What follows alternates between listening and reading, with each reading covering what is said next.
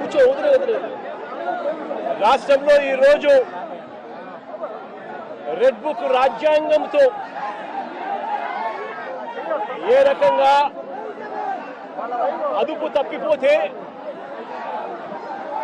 తప్పిపోతే police వ్యవస్థ ఎంతగా దిగజారిపోతుంది అని చెప్పడానికి నిదర్శనం ఈరోజు తెనాలిలో మన కళ్ళ ఎదుటే కనిపిస్తా ఉన్న సత్యం.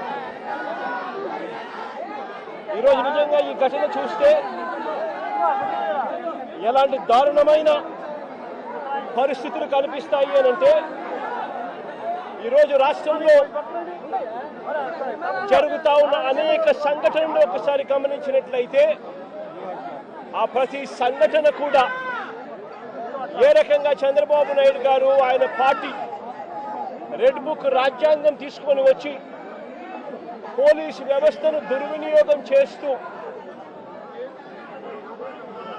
తనకు వ్యతిరేకంగా ఏ గొంతు వినిపించినా కూడా ఆ గొంతును అణగదొక్కే కార్యక్రమంలో భాగంగా ఏ రకంగా చంద్రబాబు నాయుడు గారు దగ్గరుండి వైఎస్ఆర్సీపీకి సంబంధించిన మాజీ మంత్రుల మీద, మాజీ ఎమ్మెల్యేల మీద, నాయకుల మీద, కార్యకర్తల మీద, సోషల్ మీడియా కార్యకర్తల మీద ఏ రకంగా తప్పుడు కేసులు పెడతా ఉన్నాడు, ఏ రకంగా తప్పుడు సాక్ష్యాలు సృష్టిస్తూ ఉన్నాడు, ఏ రకంగా వాళ్ళని జైళ్ళల్లో పెడతా ఉన్నారు, ఏ రకంగా చట్టాన్ని చేతిలోకి తీసుకోవడం ఒక పరిపాటిగా మారిపోయింది అనడానికి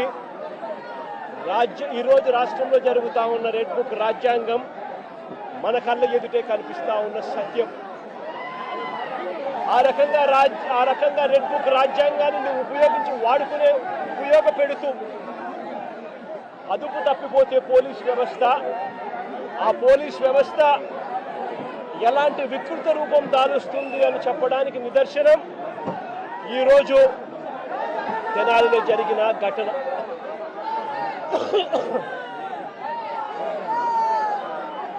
సరే, రాష్ట్రంలో ఇంత భయానక పరిస్థితుల మధ్య తెనాలిలో అసలు ఏం జరిగింది, తెనాలి ఘటన ఎందుకింత అన్యాయమైన ఘటన అని చెప్పి ఒకసారి లోతుల్లోకి అందరం కలిసికట్టుగా పోదాం.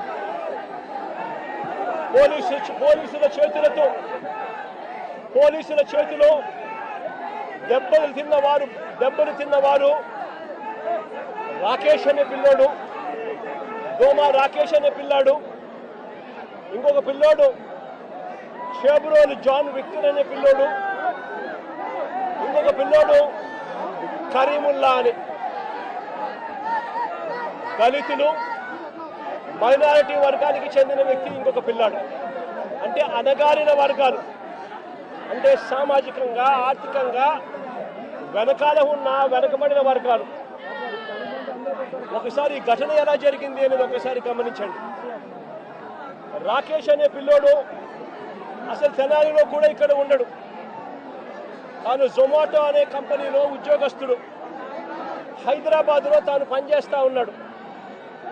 హైదరాబాద్లో పనిచేస్తూ ఉన్న ఈ రాకేష్ అనే పిల్లాడు